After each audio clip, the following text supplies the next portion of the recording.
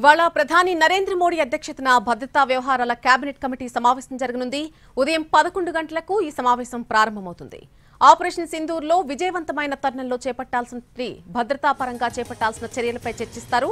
నిన్న ఆదంపూర్లోని air base ను సందర్శించిన ప్రధాని మన భద్రతా బలగాలను అభినందించారు.